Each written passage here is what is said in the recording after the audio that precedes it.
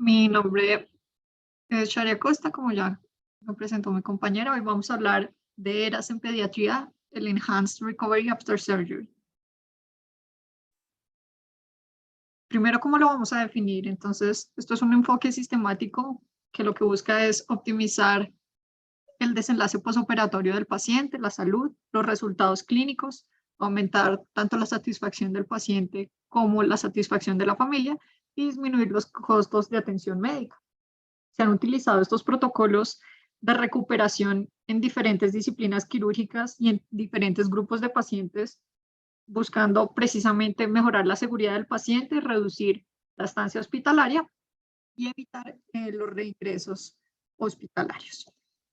¿Qué ventajas nos va a brindar este enfoque? Entonces, lo más importante o lo primordial va a ser optimizar el manejo del dolor, lograr que el paciente tenga una deambulación temprana, disminuye la tasa o la presentación de hilio posoperatorio y va a hacer que tengamos un menor tiempo de estancia intrahospitalaria, lo cual también va a ser costo efectivo para el sistema de salud. También va a disminuir la tasa de readmisiones. Entonces, ¿cómo surgió este protocolo? En 1990, el doctor Kellett, que es un cirujano gastrointestinal de la Universidad de Copenhague, implementó un concepto llamado Fast Track o de vía rápida en los pacientes a los que él llevaba colectomía abierta.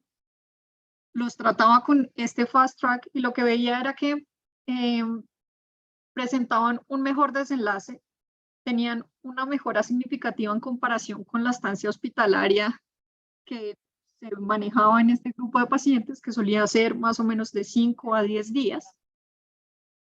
La atención perioperatoria y posoperatoria también hizo que se mejorara el estudio del ayuno y el efecto que esto tenía en los pacientes que eran llevados a cirugía. Entonces, luego de que el doctor Kellett inició este estándar donde los pacientes se les daba la comida más rápido, donde tenían un menor tiempo de estancia hospitalaria, donde deambulaban más rápido, se empezó a ver pues, mejores resultados. También él cambió ese concepto de preparación intestinal y el reposo prolongado, viendo que esto pues solo traería un desenlace negativo en este tipo de pacientes. Todo esto hizo que se empezara a desarrollar un protocolo. Lo que opinaba el doctor Kellett era que estas decisiones clínicas lo que hacían era que deterioraban el posoperatorio, aumentaban el estrés posoperatorio de los pacientes y aumentaban la respuesta inflamatoria inducida por el trauma quirúrgico. Poco a poco esto fue evolucionando. Entonces, luego, con el advenimiento o el mejoramiento de la anestesia regional, se dieron cuenta que el óptimo control del dolor también era un paso fundamental para que el desenlace posoperatorio fuera mejor. El manejo del dolor perioperatorio, posoperatorio, también es algo muy importante y lo vamos a ir desglosando más adelante.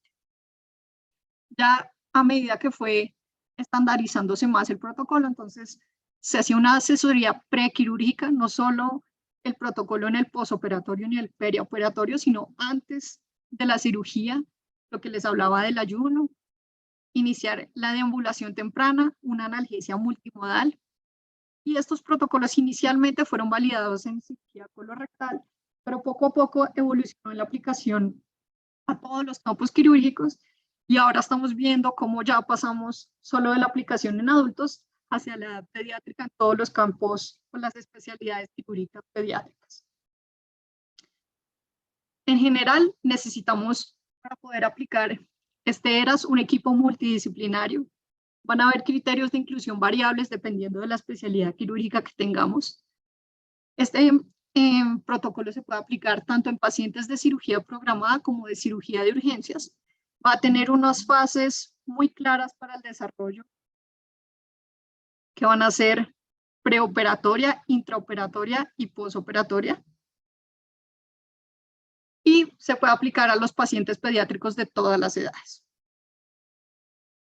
¿Cómo inició entonces esta aplicación o este cambio del protocolo desde la parte adulta a la parte pediátrica?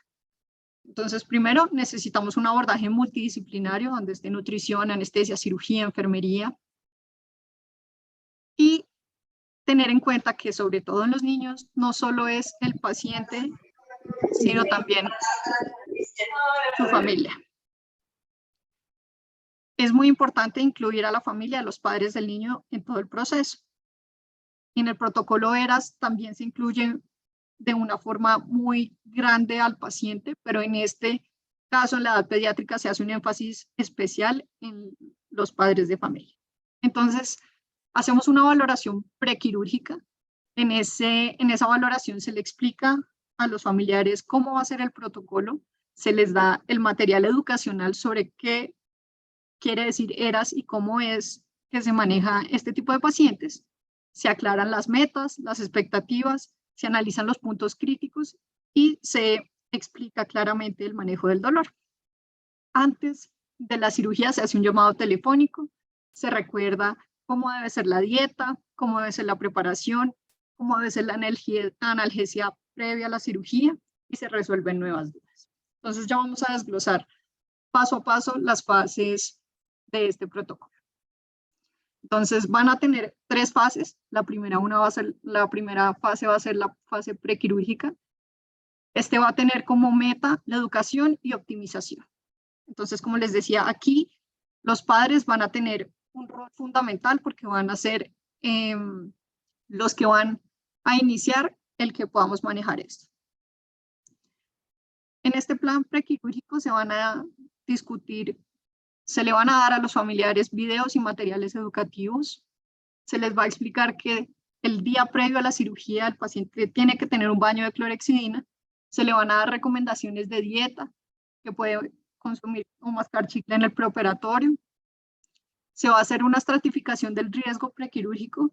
Aquí hay una variación en relación con los adultos, porque en los adultos esta variación del riesgo, digamos que los adultos tienen otro tipo de comorbilidades. Se han descrito diferentes escalas, como las escalas, el POSUM para evaluar la puntuación de la gravedad fisiológica o el riesgo de inmortalidad, o por ejemplo el índice de Lee para evaluar alteraciones cardíacas. Sin embargo, en los niños, pues esto se hace si el paciente tiene alguna morbilidad asociada y en general el riesgo prequirúrgico pues es más bajo. Importante sí en los niños optimizar el estado nutricional antes de llevar al paciente a cirugía, si obviamente es una cirugía programada y no una de urgencias.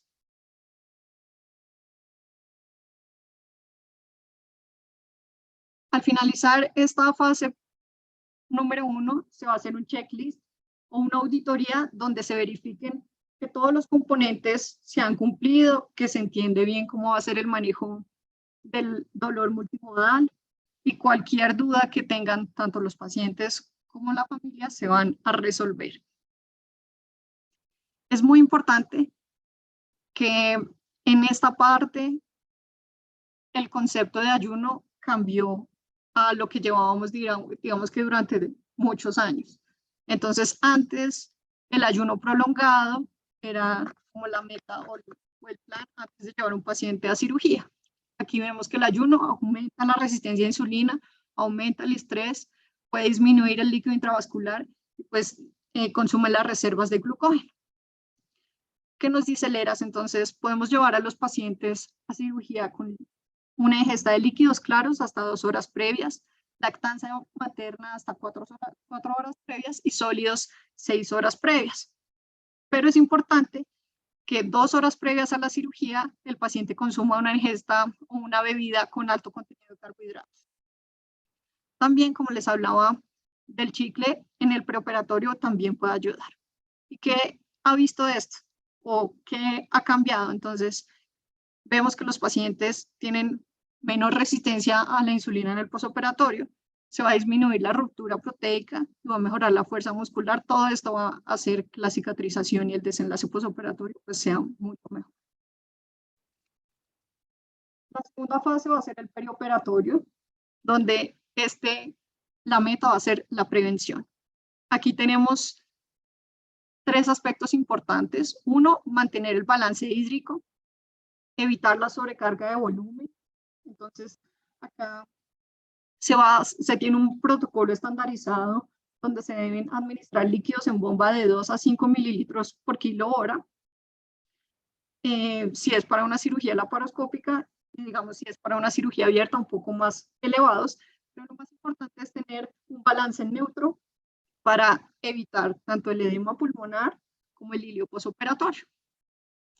La prevención de la náusea y vómito posoperatorios ya están establecidos como estándares en el manejo anestésico. Sin embargo, acá hacen un énfasis en que se administre dexametasona o ondansetron para prevenir este tipo de complicaciones. Evitar o limitar el uso de agentes inhalados dentro de lo posible y siempre hablando ya de la parte de analgesia, entonces evaluar si se puede hacer un bloqueo anestésico regional, un bloqueo del plano transverso abdominal, un bloqueo de la vaina de los rectos, analgesia epidural, analgesia espinal y siempre optimizar el dolor lo más posible porque esto va a conducir a un mejor desenlace. Las técnicas mínimamente invasivas también conducen a que se dé un paso más temprano de flatos en el posoperatorio, menor requerimiento de otros medicamentos. Pero pues sí se ha visto que también disminuye el trauma quirúrgico, las heridas y el sangrado. Todo esto hace que el paciente tenga una recuperación más rápida. Otro punto clave en el ERAS es evitar la colocación de sondas, catéteres y drenes en medio de lo posible. Si no son estrictamente necesarios, lo ideal es no colocar. Y la hipotermia, que es el último punto de este perioperatorio, se ha visto que lo que conduce es a una reducción de las infecciones del sitio operatorio, disminuye complicaciones cardíacas, sangrado, requerimiento de transfusión y obviamente va a recuperar o va a disminuir ese tiempo de recuperación y la sobrevida de los pacientes. Ya la tercera fase va a ser el postoperatorio. El tema de esta fase va a ser la recuperación rápida. Entonces aquí tenemos el manejo multimodal del dolor. Se le tiene que dar al paciente acetaminofén por horario, AINES, gabapentin y muy importante evitar los opioides. El avance rápido de la nutrición enteral va a ser otra de las metas. Entonces iniciar chicle y dieta falsa y dieta líquida clara, en las primeras horas o en la noche si el paciente se opera en el día. Y otros ayudas que describe el ERAS para la fase 3 van a ser compresas en la herida quirúrgica para limitar el edema y el dolor e iniciar la deambulación en la noche en el mismo día de la cirugía. Entonces, en esta fase vamos a tener 3 metas. Limitar el hilio posoperatorio, avanzar rápidamente la nutrición enteral y una deambulación temprana. Se han descrito en este protocolo diferentes ayudas o métodos para tratar que esto se dé más rápido. Entonces, se le indica al paciente que lleve un diario de cuántos pasos ha dado en el día, hay publicidad en los pasillos o imágenes visuales que ayudan a que el paciente se sienta confortable al deambular, evitar el entretenimiento en la habitación para que no se esté todo el tiempo acostado en la habitación y lo más importante es que en este protocolo, como todo el equipo está trabajando en una recuperación rápida del paciente, entonces tanto enfermería como terapia física ayudan a que el paciente tenga una deambulación más rápida y lo estimulan a que esté deambulando todo el tiempo. En esta fase 3, entonces, ¿qué vamos a tener? Primero, líquidos claros en recuperación, optimizar esta analgesia multimodal, especialmente si se puede con medicamentos ahorradores de opioides, que ya les dije, el acetaminofén, algún AINE y la gabapentina, que lo describen en todos los protocolos. Y a iniciar la deambulación nocturna. Generalmente el personal de enfermería va a revisar que el niño esté deambulando y pues que se estén cumpliendo las metas con los padres. Siempre involucrar a la familia en el desenlace de los pacientes. Al día siguiente, la idea es que empecemos con una dieta ya avanzada suspender los líquidos endovenosos si ya el paciente empieza a tolerar la vía oral y tener un plan estructurado de ambulación para que podamos dar de alta lo más pronto posible al paciente. Ya cuando cumplamos las metas de deambulación de dieta, vamos a tener una opción de darle ingreso al paciente. Entonces, hacemos un plan de manejo ambulatorio. Tenemos que explicarle muy bien a la familia los controles que se les va a dar, el manejo del dolor en casa, y se va a hacer un seguimiento telefónico. Siempre hay que tener una actividad con la familia donde tengamos unos objetivos claros y esto ayude a que el paciente tenga una recuperación más rápida y podamos tener un mejor desenlace del niño en este caso. Muy importante, al momento de dar de alta al paciente se debe hacer un checklist. Entonces, en el primer día postoperatorio, tengo que preguntarme si se puede avanzar la dieta, si hay drenes o catéteres o sondas que puedan ser retirados, si se pueden suspender los líquidos endovenosos porque ya el paciente toleró la vía oral y si ya puedo darle de alta porque ya cumplimos todos los objetivos que estábamos buscando. Ahora les voy a hablar de cómo cada participante tiene un rol específico en la implementación del protocolo y cómo cada uno va a ser una pieza clave para que esto se dé. Entonces, primero el equipo quirúrgico va a tener un cirujano líder o un llamado cirujano campeón que va a ser el que dirija a todo el procedimiento, el que haga que se integre ese programa en el hospital y que sea el líder también de los cirujanos. Él va a trabajar tanto con la parte clínica como con la parte administrativa para establecer las herramientas que se necesitan para poder establecer el ERAS en el hospital. Entonces, en cuanto al apoyo tecnológico, va a asegurarse que se estandaricen las herramientas para atender al paciente de forma óptica, que el acceso a las historias clínicas sea más fácil para poder cumplir las metas del ERAS y que los medios informáticos para el entrenamiento del resto del personal pues sean los más óptimos. El grupo de anestesia también va a tener un anestesiólogo campeón. Discúlpenme, no sé qué pasó. Ya. ¿Se está viendo la pantalla? Sí, Shari. Listo. Entonces, el anestesiólogo campeón también va a tener un rol fundamental para que esto se pueda ver. Entonces, primero, como les decía, no solo es el manejo de la analgesia en el perioperatorio y en el posoperatorio, sino también en el preoperatorio. Entonces, va a ser una valoración preoperatoria junto al paciente y la familia. Les va a explicar todo acerca del manejo multimodal de dolor y lo va a iniciar. Va a minimizar la exposición a narcóticos, a controlar el balance hídrico para que tengamos un balance hídrico negativo y va a manejar el dolor postoperatorio. Él, en conjunto con el grupo o con el cirujano campeón, van a ser los que elaboren ese protocolo de implementación del ERAS institucional. Entonces vamos a ver que tanto el cirujano campeón como el anestesiólogo campeón son piezas claves para que esto se pueda implementar.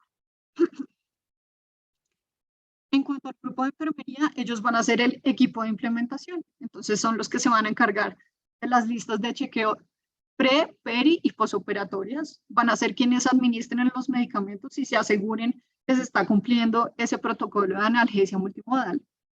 Van a verificar que se cumplan las órdenes nutricionales y el plan de deambulación y son los que más cerca van a estar del paciente y de su familia, entonces van a encargarse de resolver dudas y de brindar educación.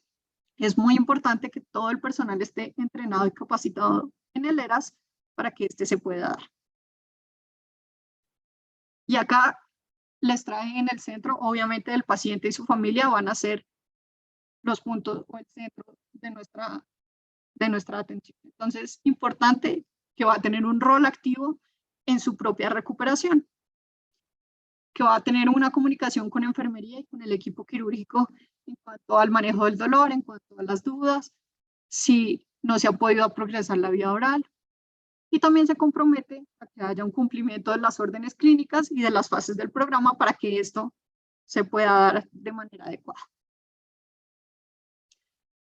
Entonces, ¿cuáles van a ser los elementos clave de este protocolo ERAS? Entonces, vamos a tener unos elementos preoperatorios, unos elementos perioperatorios y unos elementos posoperatorios, que ya más o menos se los he dicho, pero acá están, digamos que estandarizados uno por uno. Entonces, en el perioperatorio, lo más importante va a ser la educación. Entonces, establecer el plan de analgesia multimodal que se va a dar, establecer las expectativas que tiene la familia y construir qué es lo que se va a hacer, optimizar las comorbilidades o hacer una evaluación prequirúrgica en cuanto al riesgo de cada paciente, evitar el ayuno, que es un paso fundamental y clave en el ERAS, e evitar la analgesia con opioides. En cuanto al manejo perioperatorio, vamos a ver que siempre hay que hacer una profilaxis antibiótica antes de la incisión, optimizar el manejo analgésico, si se pueden realizar técnicas mínimamente invasivas para la cirugía, sería lo ideal. Siempre administrar los medicamentos para prevenir la náusea, el vómito postoperatorio, evitar la colocación de sondas, tubos, drenes que no sean del todo necesarios, y estandarizar la prevención para la hipotermia en todos los pacientes que van a ingresar al quirófano. En cuanto a los elementos en el postoperatorio, entonces, evitar lo mismo, drenes, tener una meta de un balance hídrico negativo. Si dejamos drenes, catéteres, sondas, tratar de retirarlos lo más pronto posible. Hacer todos los manejos para prevenir el hilio postoperatorio. Evitar también el manejo de opioides para el manejo del dolor y tener en cuenta todo el manejo de analgesia multimodal del que ya habíamos hablado.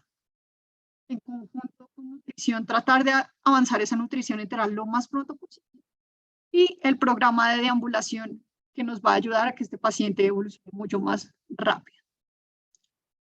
Un punto clave de este seguimiento en el posoperatorio, de este elemento posoperatorio, va a ser auditar cómo se está estableciendo el protocolo en el hospital, cómo se puede mejorar y cómo se está adaptando este protocolo en cada institución. Aquí tenemos entonces un estudio publicado en el 2019, donde nos habla del ERAS en la cirugía pediátrica gastrointestinal. Este es un estudio retrospectivo de pacientes pediátricos que fueron llevados a cirugía gastrointestinal antes y después de la aplicación del programa ERAS. Ellos tomaron como cirugías gastrointestinales 5 procedimientos, donde estaban la apendicectomía, la cirugía de Spave, la reducción de imaginación intestinal, la resección del divertículo de Meckel y la piloromiotomía. Como criterios de exclusión, en pacientes mayores de 14 años o pacientes que llegaran en estado crítico por un choque séptico hemorrágico, no los incluían en el protocolo, en el estudio, perdón. Entonces, ellos describen los componentes del protocolo ERAS en el preoperatorio, intraoperatorio y posoperatorio. Dentro de los estándares que ellos manejaban, lo mismo en el preoperatorio, no hacían preparación intestinal, evitaban el ayuno, hacían el mismo tiempo de líquidos claros, lactancia materna y sólidos del que ya les hablé. En el intraoperatorio trataban de hacer todo por cirugía mínimamente invasiva, no colocaban drenes o tubos o catéteres cuando no eran estrictamente necesarios, prevenían la hipotermia y mantenían el balance hídrico en neutro. Y en el postoperatorio incentivaban la movilización o la deambulación temprana y el resto de ítems de los que ya hemos hablado. Entonces ellos evaluaron desenlaces primarios, tiempo de tránsito intestinal y tiempo de nutrición parenteral, el tiempo de estancia intrahospitalaria, los costos y las complicaciones.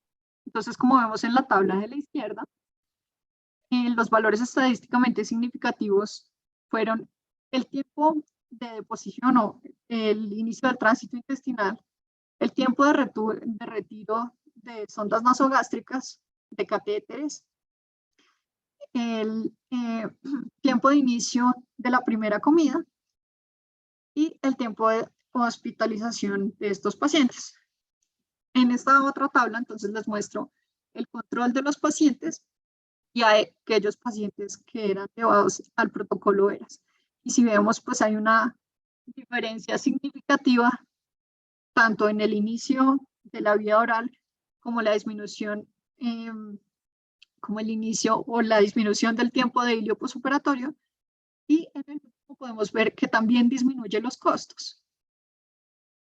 En la tabla de la derecha ya hacen un análisis de regresión logística y ven que el tiempo en realizar la primera deposición, el tiempo de nutrición parenteral, la estancia hospitalaria y los costos intrahospitalarios, todos tienen un valor de P estadísticamente significativo, es decir, que esos pacientes que les aplicaban el Enhanced Recovery After Surgery les iba mucho mejor que los pacientes que no les aplicaban el programa. Este es otro artículo que se publicó en el World Journal of Surgery en el 2020, donde hacen unas guías o un consenso para establecer el ERAS en los pacientes neonatos, los neonatos que iban a ser llevados a cirugía intestinal, teniendo en cuenta que pues la fisiología neonatal es distinta, que los neonatos pues tienen un desenlace posoperatorio diferente que otros grupos etarios.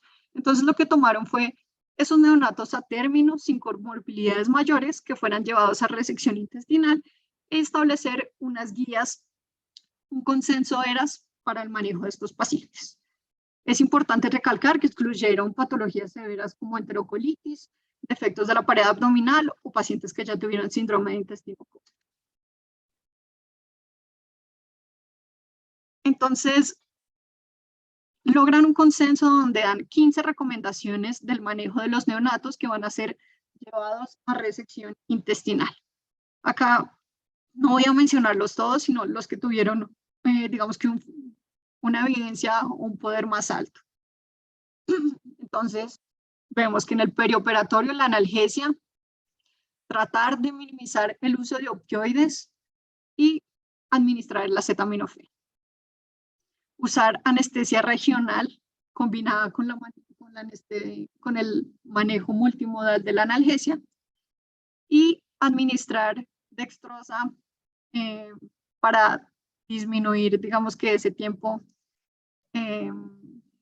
o el dolor también tuvo una evidencia alta.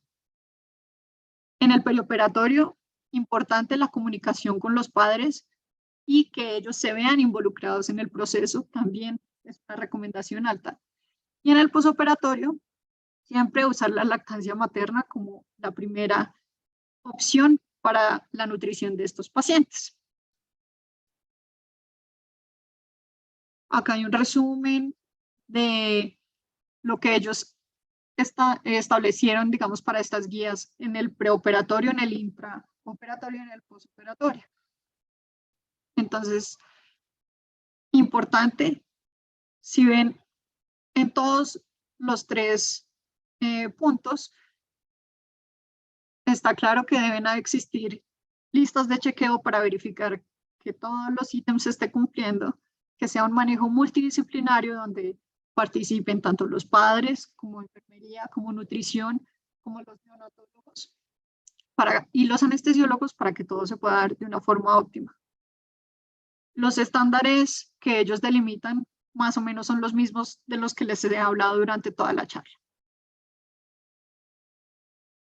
Y este último artículo se los traigo para mostrar que no solo es establecer el protocolo ERAS, sino que establecerlo y adoptarlo en el hospital o en cada institución va a ser diferente y va a requerir, digamos, un trabajo muy grande.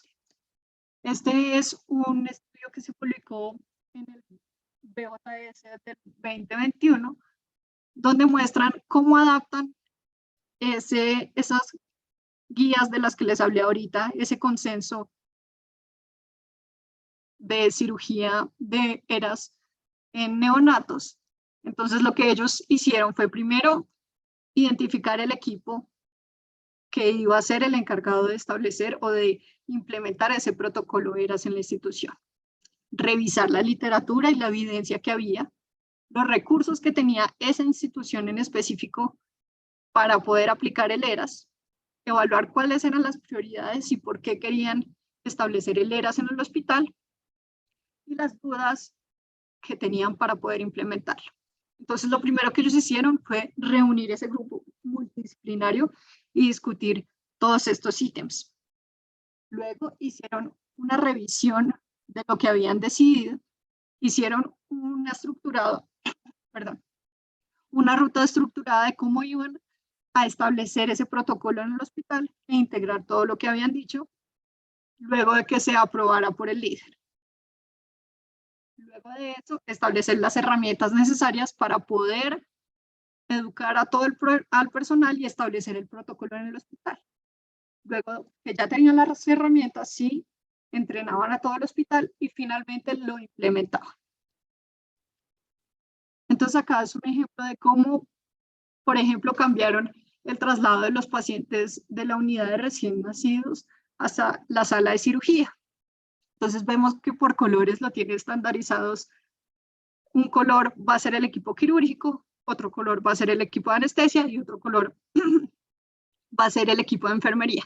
Entonces, como todos tienen que hacer un trabajo coordinado, solo este es el protocolo para traslado del paciente, teniendo en cuenta que se cumpla la analgesia perioperatoria, que esté en la sala de cirugía cuando esté, por ejemplo, que estén todos los implementos para evaluar que la hipotermia no se presente, que esté un balance hídrico neutro y que a la salida del postoperatorio el traslado del paciente se dé de acuerdo al protocolo ERAS y que haya una comunicación con la familia. Entonces se dieron cuenta que simplemente en establecer este protocolo, por ejemplo, habían varias dudas, los familiares no interactuaban de la forma correcta, el equipo de enfermería no estaba entrenado o no estaba preparado para todo lo que había que hacer.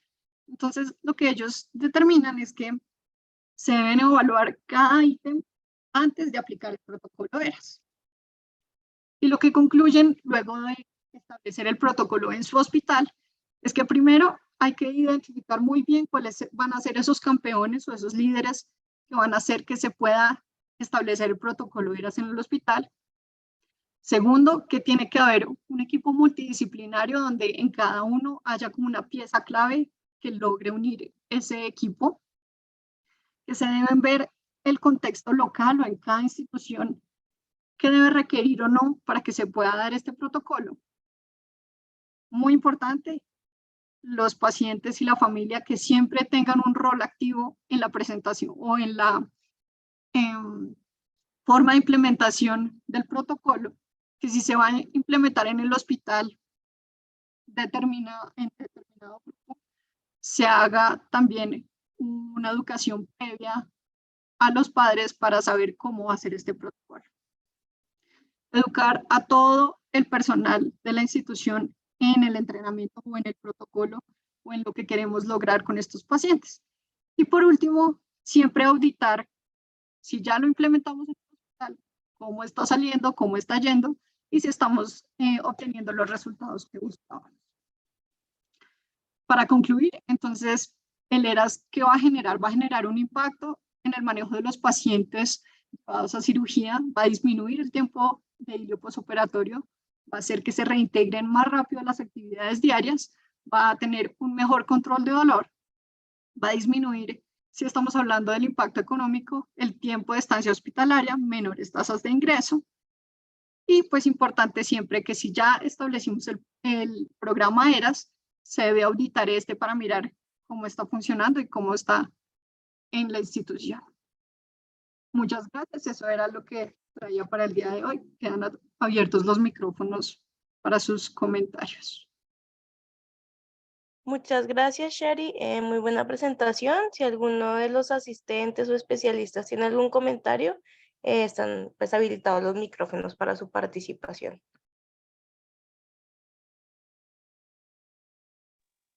Shari, felicitaciones, muy buena revisión. Tenemos que tener en cuenta que ERAS en el ámbito pediátrico es algo que apenas está empezando a verse. Llevamos ya 3 décadas implementando ERAS en los adultos, se ha implementado muy lentamente, pero hemos visto unos resultados drásticamente favorables en cuanto a coploprocto, que fue como la primera superespecialidad en desarrollar. ¿Qué tenemos que tener en cuenta? En realidad lo que dice Shari es la base del ERAS, la nutrición temprana, los ayunos disminuidos y la deambulación. Es algo que de pronto para nosotros es algo muy obvio, es algo que ya está como intrínseco en nuestros conceptos de evolución posoperatoria, pero no para todos fue igual y sobre todo este cambio generacional a nivel de la formación de los nuevos cirujanos se ha venido implementando con un ERAS cada vez más temprano.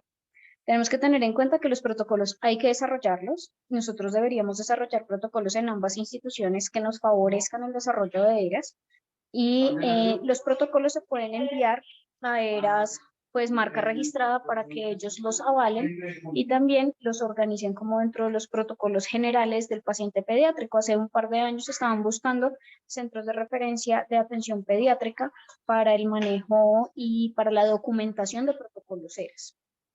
Muy buena presentación, Shari. Cada vez hay más protocolos diferenciados en los diferentes procedimientos quirúrgicos. En pediatría está el protocolo de ERAS, marca registrada para la cirugía intestinal en neonatos. También hay un estudio que avala ERAS en colecistectomía para egreso el mismo día, en colecistectomía por laparoscopia, y se estaba desarrollando un ERAS en coloproctología pediátrica. Eso también tenían como parte fundamental el Cincinnati Hospital hace un año. Todavía no ha salido, pero muy buena revisión, muy importante tenerlo en cuenta, es algo en lo que todos debemos basarnos siempre y que todos deberíamos estar actualizando. Muchas gracias, Shari. Gracias, doctora. Gracias, Chari, muy buena presentación. Sí, debemos implementarlo y tenerlo en cuenta para nosotros.